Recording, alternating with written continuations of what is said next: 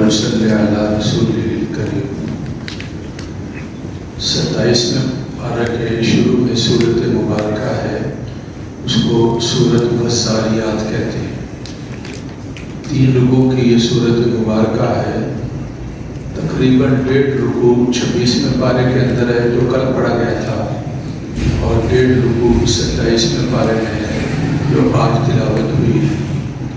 اس کے دوسرے رکوع کے اندر اللہ تعالیٰ کی ذات نے ایک اپنے پیارے نبی حضرت ابراہیم علیہ الصلاۃ والتسلیمات کا واقعہ بیان کیا ہے۔ قرآن مجید کے اندر حضرت ابراہیم علیہ الصلاۃ والتسلیمات کے مختلف مواقع میں بہت سارے واقعات آئے ہیں۔ سورت کا نام ہے 13ویں پارے میں 14ویں پارے کے اندر سورت کا نام ہے سورت ابراہیم۔ یہ انبیاء کے والد گرامی ہیں، ان کے خاندان میں بہت نبی آئے، حضرت اسحاق، حضرت یعقوب، حضرت یوسف، یہ سارے کے سارے نبی جو ہیں حضرت ابراہیم علیہ الصلاۃ والتسلیمات کے خاندان کے ساتھ تعلق رکھتے ہیں۔ آپ بہت مہمان نواز تھے، حضرت ابراہیم بہت مہمان نواز تھے۔ ان کے بارے میں یہ آتا ہے دسترخوان لگاتے تھے، جب تک مہمان نہیں آتا تھا تو کھانا نہیں کھاتے تھے۔ ہماری کتابوں میں ایک واقعہ لکھا ہے، ایک دفعہ دسترخوان پر ایک آدمی آیا تو آپ نے کہا جی اللہ کا نام لے کر کھاؤ۔ اس نے کہا میں نہیں جانتا اللہ کو، وہ رام کہتا ہوگا، کچھ کہتا ہوگا۔ کہا نہیں، میں نے تو ساری زندگی یہ نام نہیں لیا۔ انہوں نے کہا دسترخوان سے چلے جاؤ اور تمہارے لیے یہاں کھانا نہیں ہے۔ اللہ تعالیٰ کی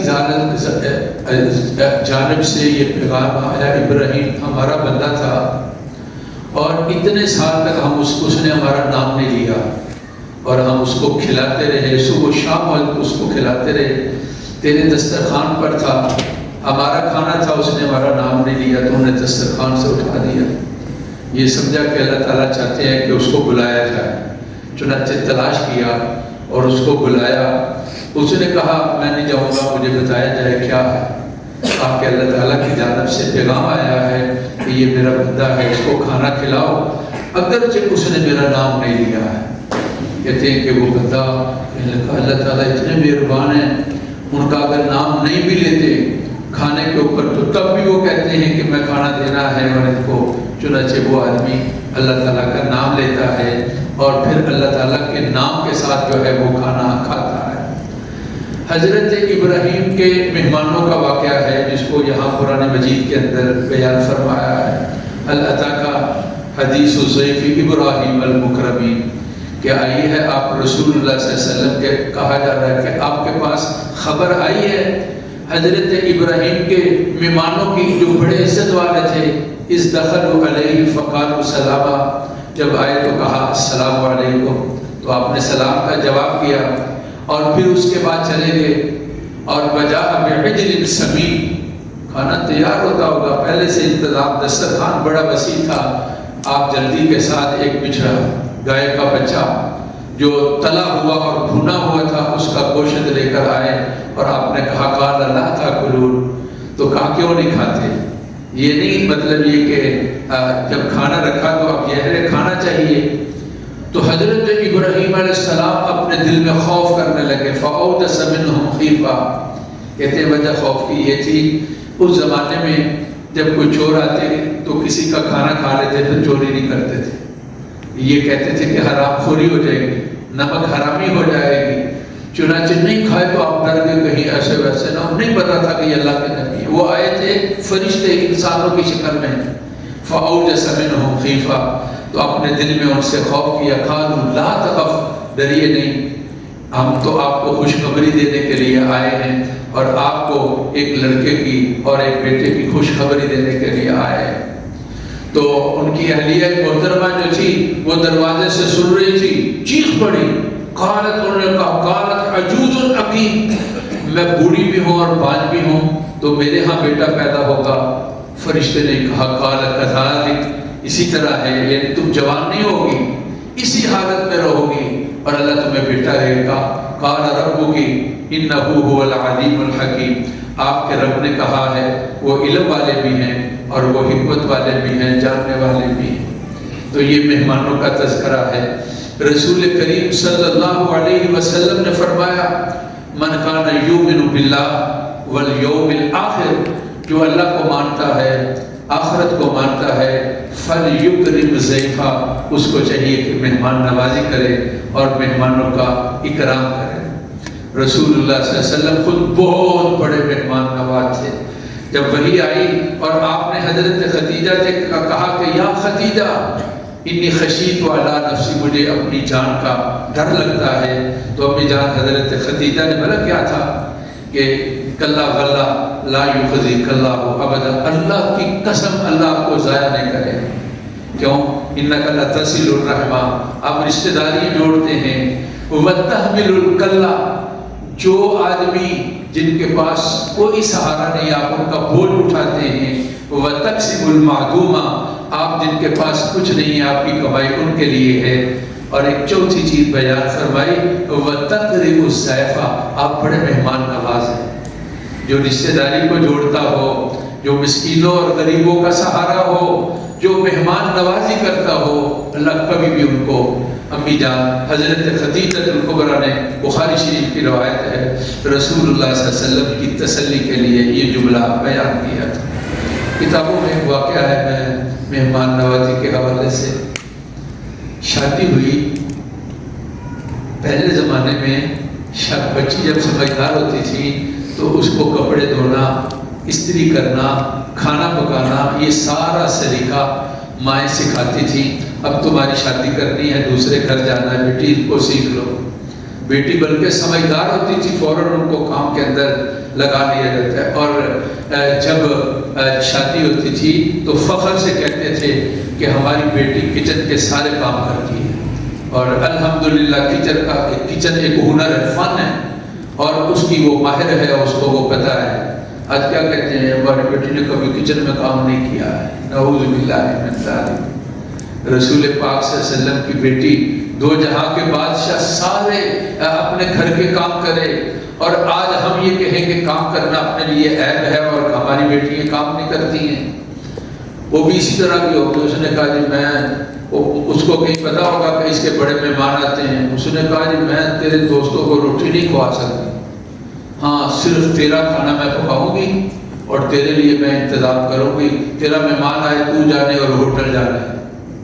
اس نے اس شرط کو قبول کر لیا اور شادی کر لی۔ ایک دوست آ گیا، اس نے کہا جی میں نے کھانا آپ کے گھر کا کھانا ہے، میں نے ہوٹل کا کھانا نہیں کھانا۔ اب بڑا پریشان ہوا، اہلیہ سے درخواست کی کہ میرا ایک مہمان ہے، اس کو کوئی مجبوری ہے، وہ کہتے ہیں میں نے گھر کا کھانا کھانا ہے، ہوٹل کا نہیں کھانا۔ تو اس نے کہا ٹھیک ہے، کتنے مہمانوں کا؟ ایک۔ ٹھیک ہے، ایک مہمان آ جائے، ٹھیک ہے، میں بہترین کھانا بناتی ہوں، ٹھیک ہے۔ اب جب وہ مہمان، عورتوں کو عادت ہوتی ہے، دیکھتے ہیں جب وہ مہمان آیا اور پہلے ہی اس کا مزاج جو ہے وہ خراب ہو گیا، اور جب وہ چلا گیا تو یہ لڑائی اس نے شروع کر دی۔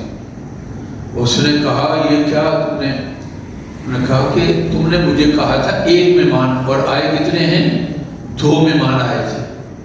وہ قسمیں اٹھاتا ہے، اللہ کی قسم میرا فلاں دوست ہے، میرا کلاس فیلو تھا، میرا روم میٹ تھا، میرا وہ ساتھی تھا، وہ ایک آیا، میں ایک ہی آیا، میں اس کو اڈے سے فلاں اسٹیشن سے فلاں جگہ، میرے تو 2 نہیں آئے۔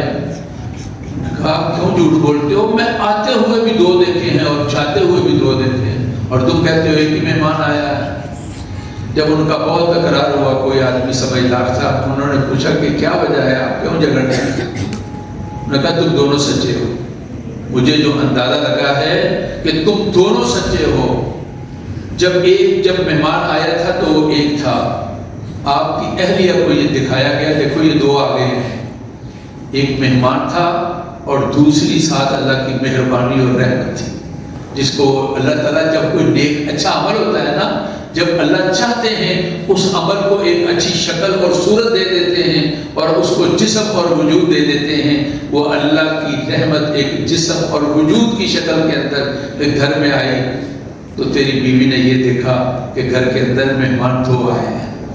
کہا جی چلو، وہ کہنے لگی ٹھیک ہے میں مان لیتی ہوں، جاتے ہوئے انہوں نے کہا جب مہمان گیا تھا تو تمہارے گھر کے اندر جو نحوستیں تھیں، بیماریاں تھیں اور بے برکتیاں تھیں، تیرے مہمان کے نکلنے کے ساتھ ہی اللہ کی ذات نے ان نحوستوں کو بھی گھر سے نکال دیا، اب تیرا گھر بڑا پاک صاف ہو گیا۔ انہوں نے کہا میں توبہ کرتی ہوں، جتنے چاہے مہمان لاؤ، میں تمہارا بھی اور تمہارے مہمانوں کا بھی کھانا تیار کروں۔ حضرت خلیل اللہ، حضرت ابراہیم کے مہمان، حل عطا کا حدیث و ضیف، ضیف سمجھتے ہو کن کو کہتے ہیں؟ ضیافت۔ ہمارے یہاں بھی کارڈ چھپتے ہیں تو اس میں لکھا جاتا ہے کہ ضیافت ہوگی، تو ضیافت کا معنی یہ ضیاف، یہ مہمانوں کو کہا جاتا ہے۔ خلیل اللہ کے مہمانوں کا تذکرہ ہے جو انسانی شکل میں آیت سورۃ والذاریات دوسرا رکوع اور اس کی ابتدا ہے۔ اللہ ہماری محفل کو قبول فرمائے۔ الحمدللہ رب العالمین۔ اللہم صلی علی سیدنا و مولانا محمد وعلی آل سیدنا و مولانا محمد وبارک وسلم۔ اللہ ہماری محفل کو قبول فرما، اللہ پر کرم اور فضل فرما، عافیت اور خیریت فرما، ہماری دعاؤں کو قبول فرما، شب قدر کی فضیلت نصیب فرما، قرآن مجید کا پڑھنا اور سننا قبول فرما، جتنے دن اور راتیں ہیں نصیب فرمانا اور برکات بھی نصیب فرما، بیماروں کو صحت دے دے، بچے ہمارے اللہ ان کے بچے ان کے لیے خیریت فرما، بہن بھائی ان کی اولاد ان کے لیے خیریت فرما، دعائیں قبول فرما۔ وصلی اللہ تعالی علی سیدنا و مولانا محمد۔ میں نے یہ جو واقعہ ہے نا اپنی بہنوں اور بیٹیوں کے لیے بیان کیا ہے، جب ان کو بھی کہا جائے نا کہ مہمان آئے، مجھے تھوڑے مہمان ہی چڑھ دیتے ہیں، جسے انہوں نے نہ کیا جائے نا تیری بہن آ رہی ہے، تیرا بڑھانا، اچھا کل سے جائے جیسے کچھ